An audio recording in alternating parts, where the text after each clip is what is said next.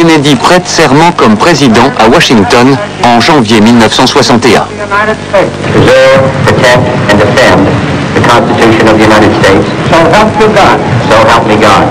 John Kennedy met la course aux armements nucléaires au centre de la politique étrangère américaine.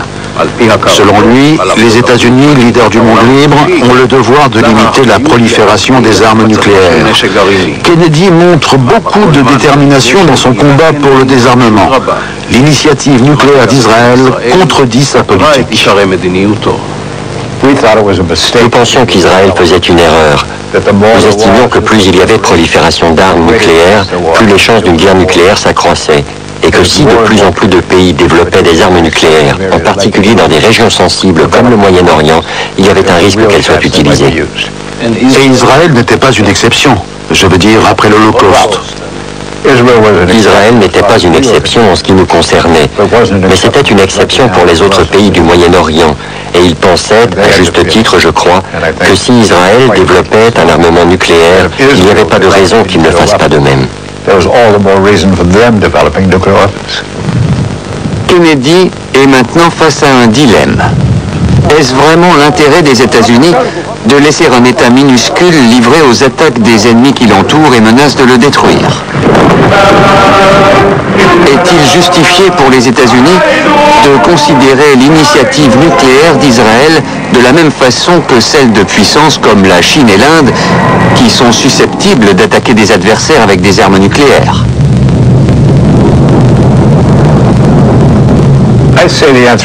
La réponse est non. Et je ne pense pas que les États-Unis avaient le sentiment de pouvoir physiquement empêcher Israël de développer une arme nucléaire. Cela aurait été une erreur. Israël était un ami. Il y avait des pays hostiles qui étaient des puissances nucléaires. Vous saviez déjà qu'Israël avait une capacité nucléaire? Bien sûr. Donc le baroud de Kennedy contre Ben Gurion et ensuite son successeur Eshkol n'avait pas de sens. Non, aucun. Le président Kennedy exige qu'Israël place son projet nucléaire sous contrôle international. Israël proteste énergiquement, mais est obligé de transiger. Une rencontre est organisée entre Ben Gurion et Kennedy au Waldorf Astoria à New York. Les Israéliens sont parfaitement conscients que si cette rencontre doit être un succès, ils doivent ouvrir à des scientifiques américains les portes de Dimona. Et en effet, 10 jours avant la rencontre de New York, 2 spécialistes américains du nucléaire sont autorisés pour la première fois à pénétrer dans la zone du réacteur. L'hôte officiel est le professeur Ephraim Katzir, futur président de l'État d'Israël. Tout est soigneusement organisé, le moindre détail préparé à l'avance. Les visiteurs n'accéderont qu'aux installations en surface. Selon des publications étrangères, une simulation de la salle de commande a été construite dans un des bâtiments. Les visiteurs ne sont pas conduits dans les niveaux souterrains où l'usine d'extraction de plutonium est en construction. Le stratagème est une réussite. Les 2 scientifiques confirment au conseiller pour la sécurité nationale, McGeorge Bundy, que rien ne leur a été caché et notent que le réacteur est bien un modèle destiné à des usages pacifiques.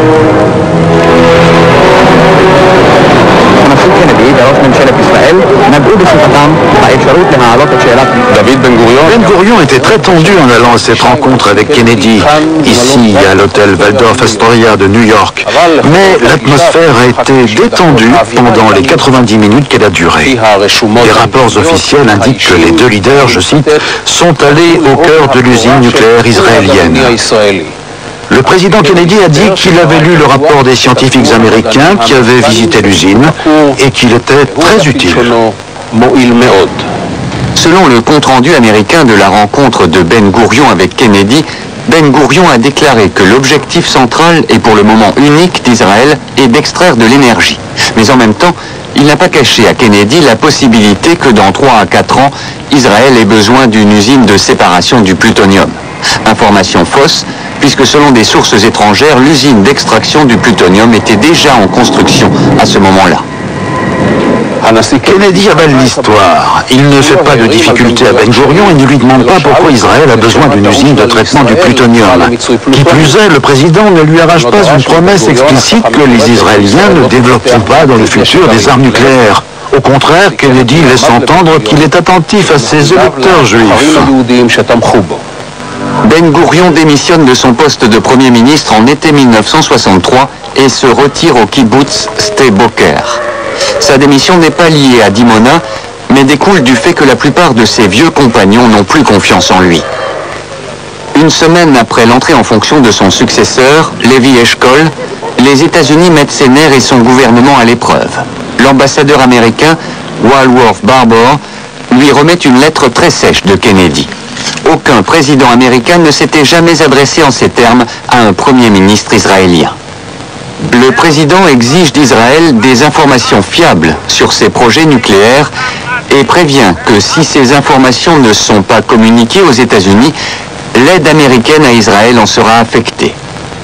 Kennedy écrit: L'engagement américain envers Israël et le soutien que nous lui apportons sont susceptibles d'être gravement affectés si on nous donne l'impression que nous ne pouvons pas obtenir des informations fiables sur un sujet aussi vital pour la paix. Kennedy est assassiné à Dallas le 22 novembre 1963.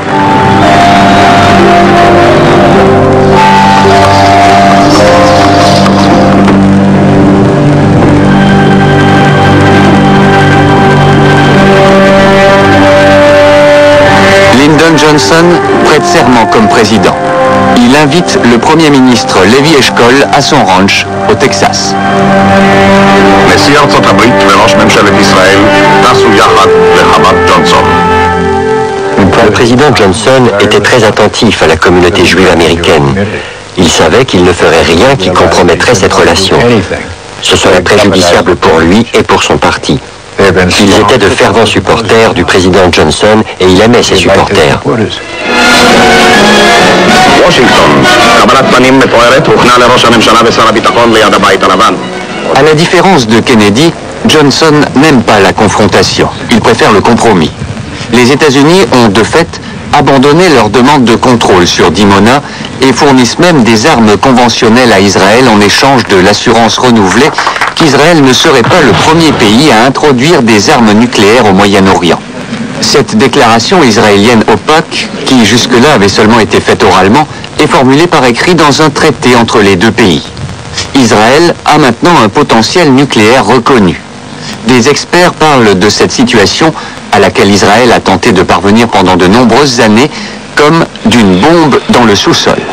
Selon des sources étrangères, Israël a armé son arsenal nucléaire à 3 occasions. La première fois, c'était à la veille de la guerre des 6 jours, le 28 mai 1967, 10 jours avant que l'armée de l'air israélienne détruise les aviations militaires égyptiennes et syriennes en l'espace de 3 heures. La deuxième alerte nucléaire a été déclenchée durant la guerre du Kippour, à la suite du choc du 8 octobre 1973, 2 jours après l'attaque surprise syrienne et égyptienne. La troisième fois, toute la structure nucléaire a été placée en état d'alerte maximale le 18 janvier 1991, premier jour de la guerre du Golfe, immédiatement après le lancement de 7 missiles Scud depuis l'Irak sur le centre d'Israël et sur Haïfa. Les experts étrangers pensent que l'usine de séparation de plutonium de Dimona fonctionne à pleine capacité depuis 1968. Ils estiment que dans les années 70, Israël a assemblé 3 à 5 bombes par an et que le pays possède aujourd'hui au moins 200 bombes nucléaires dans son sous-sol.